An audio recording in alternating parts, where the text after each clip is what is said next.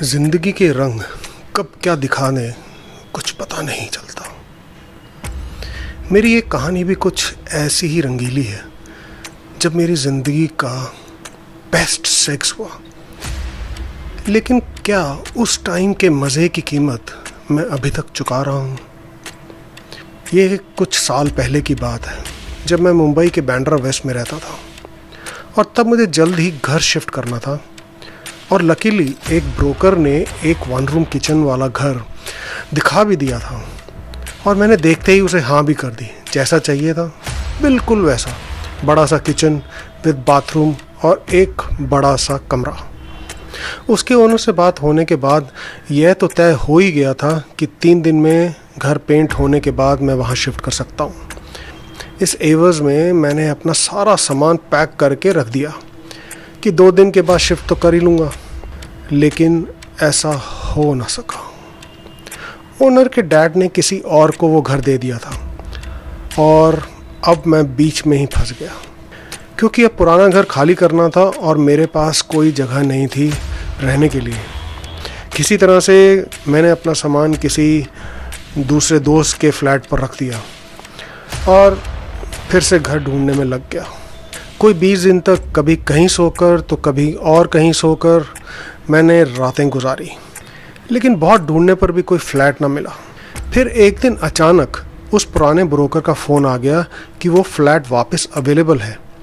जिस फैमिली ने वो फ्लैट लेना था उसने नहीं लिया। बस फिर अगले दिन डील पक्की करके मैं उस फ्लैट में दिवाली से कुछ 5 दिन पहले शिफ्ट हो गया। 2 दिन तो मुझे फ्लैट को सेट करने में लग गए।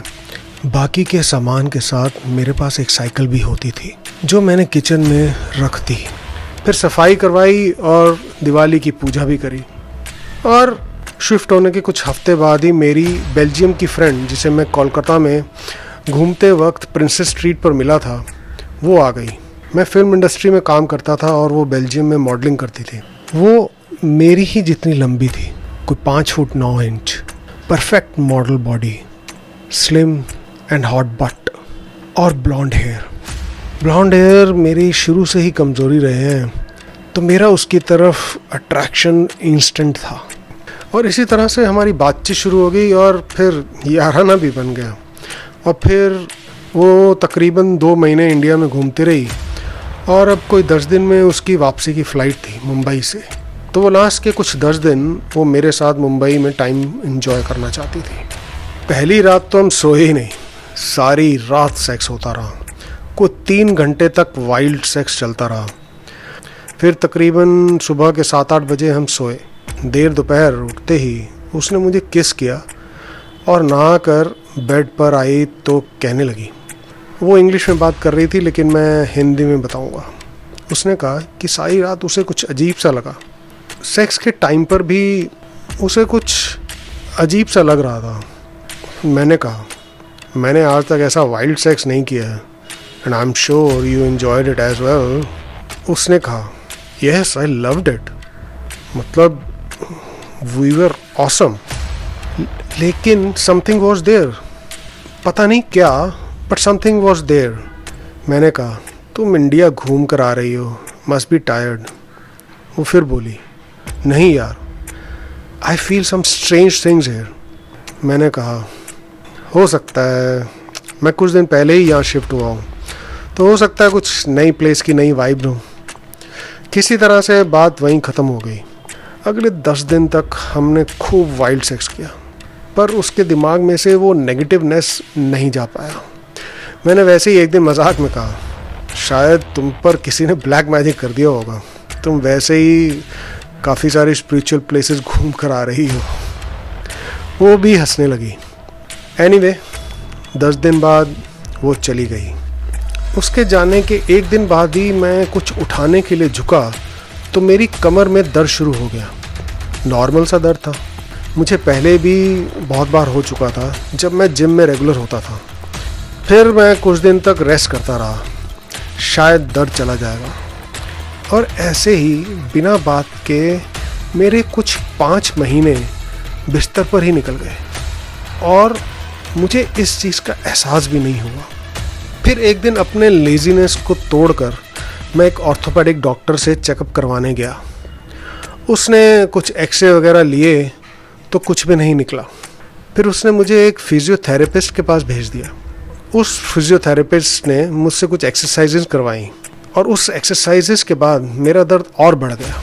मैं गुस्से में घर आ गया और जाकर फिर से बेड पर लेट गया और कुछ दिनों तक हॉट और कोल्ड बैंडेजेस करने लगा कि शायद कुछ मसल पर फ़र्क पड़ेगा।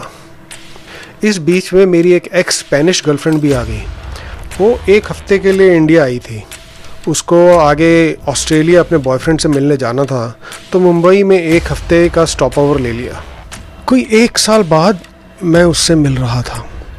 वो पहले जैसे ही हॉट और सेक्सी थी, बस थोड़ा सा वेट पुट ऑन कर लिया था कि हरा भरा पेड़ हो जो छाया भी दे और फल भी।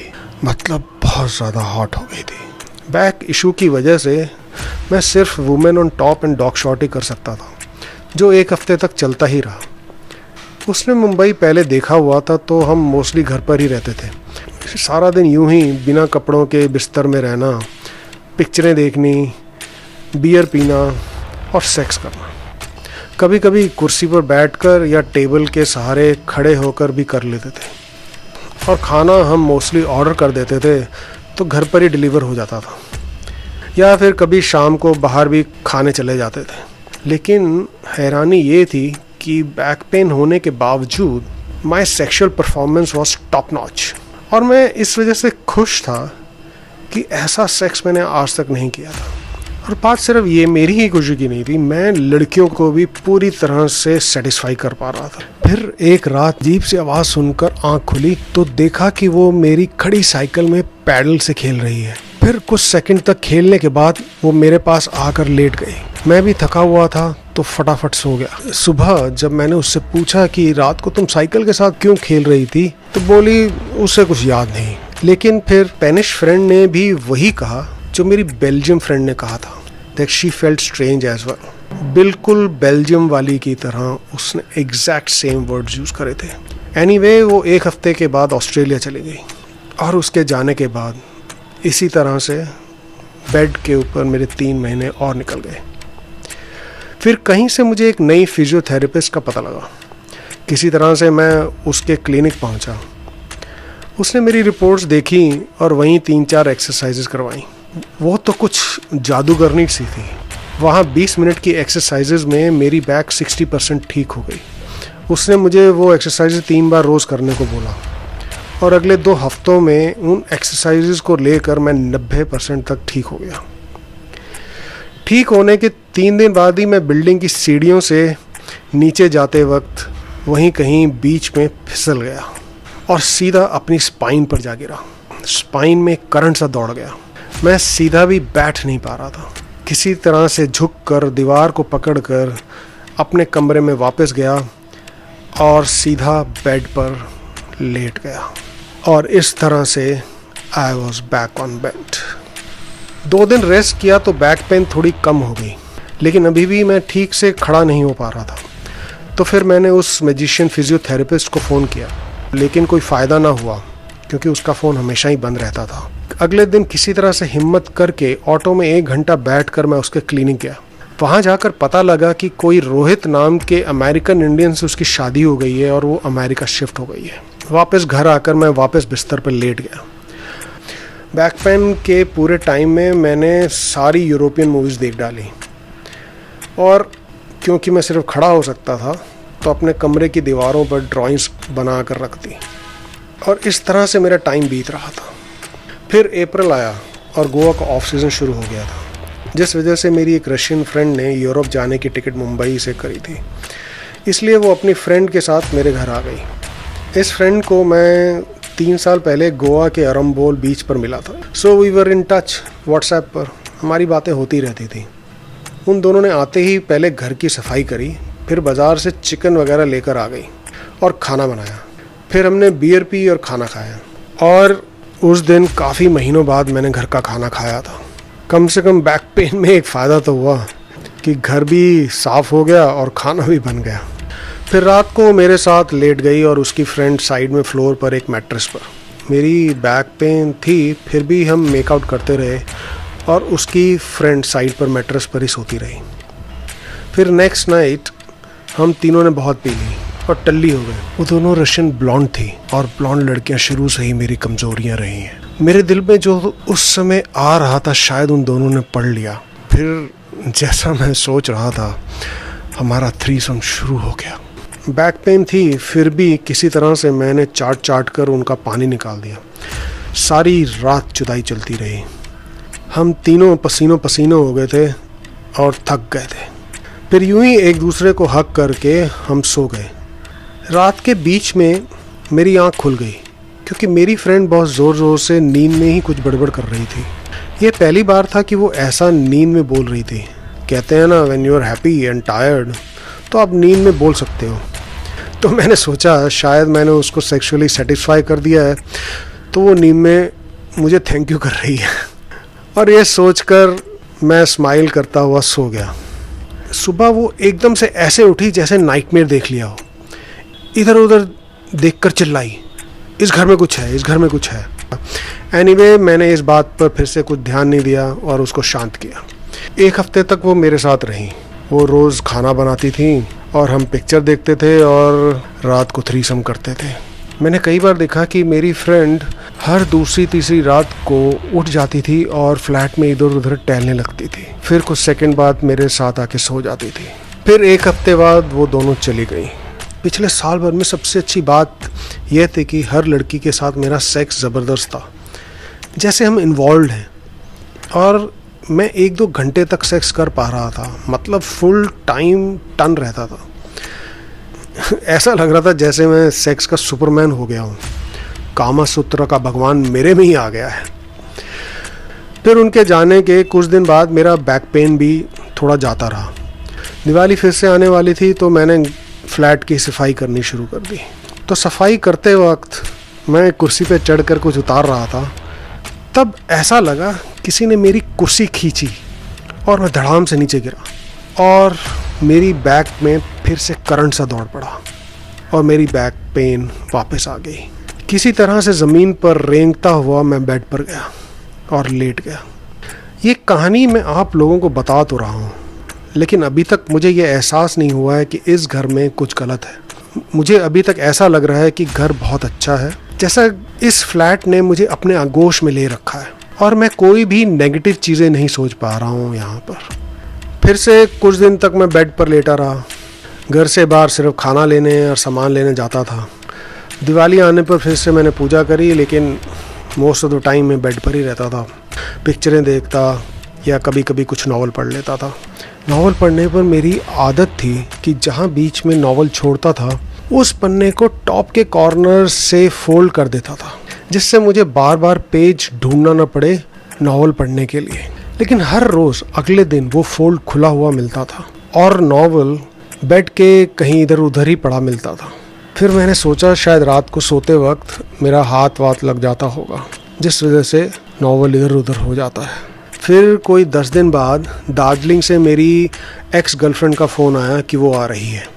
इसके साथ मेरा 2 साल तक चक्कर चला था। वो दार्जिलिंग के सबसे अमीर ख़ानदान की इकलौती लड़की थी, लेकिन जैसा मुझे रिलेशनशिप्स पसंद नहीं और मुझे फ्रीडम ज़्यादा अच्छी लगती है, हमारा रिलेशनशिप टूट गया। दोस्ती हो, सेक्स हो, बस मैं उसी में खुश रहता हूँ। फिर वो अगले दिन फ़्लाइट पकड़कर आ गई और आते ही मुझसे लिपट गई। कोई 3 घंटे तक तो वो बड़बड़ करती रही। कोई 2 साल तक हम नहीं मिले थे तो सारी कहानियाँ सुना रही थी। कितने लौंडों के साथ ब्रेकअप हुआ, उसके डैड ने उसके नाम पर कोई नया रिजॉर्ट खोल दिया है, उसके चाचा नेपाली फिल्मों में प्रोड्यूसर बन गए हैं और बड़बड़ और हर बात पे मैं सर ही हिला था। फिर उसने बड़ी न्यूज़ ब्रेक की कि उसके डैड ने उसके लिए बॉम्बे में फ्लैट खरीद दिया है। अब वो बॉम्बे में ही रहेगी और फिल्म प्रोडक्शन को सीखेगी। फिर रात को खाना खाने के बाद किस करते करते हमारा सेक्स शुरू हो गया। उसने स्लोली मेरे कपड़े उतारे, फिर मुझे ब्लो जॉब देने के लिए वो किस करती हुई नीचे चली गई। उसने पहले भी बहुत बार मुझे ब्लो जॉब दिया था, लेकिन आज ऐसा लग रहा था कि अब ब्लो जॉब की मास्टर हो गई है। मेरे अंग में रोंगटे खड़े हो रहे थे, out of the world feeling आ रही थी। ब्लो जॉब देने के बाद वो मुझे किस करती हुई ऊपर की तरफ आई और फिर मेरे ऊपर चढ़ गई। चढ़ते ही उसने मुझे किस किया और कोई जादुई तरह से मेरे ऊपर मूव करने लगी। She was just excellent in it. हमारे 2 साल के रिलेशनशिप में उसने पहले कभी भी मेरे साथ ऐसा जादुई सेक्स नहीं किया था। इस समय मैं पूरी तरह से उससे मंत्रमुग्ध हो गया था। काउबॉय पोजीशन में वो मैजिकली मूव कर रही थी। ऐसी फीलिंग मेरी सेक्सुअल इंद्रियों में आज तक कभी भी नहीं हुई थी। मुझसे रहा ना गया और मैं बोल उठा, पायल यू आर एक्सीलेंट नाउ। बस मुझे ऐसा लगता है कि ये अब कभी भी बंद ना हो। पायल मूव करते करते हंसी और बोली, रोहित, सारी जिंदगी तुम्हें ही खुश करने के लिए मैंने ये जादू सीखा है। रोहित, मैं तुम्हें सारी जिंदगी सेटिस्फाई करना चाहती हूँ। रोहित, मेरे रोहित, रोहित, मेरे रोहित। इतना कहते ही वो मेरे ऊपर झपटे से आई और किस किया। किस करते करते उसने जोर से मेरे लिप्स को काटा और उसमें से खून निकलने लग गया।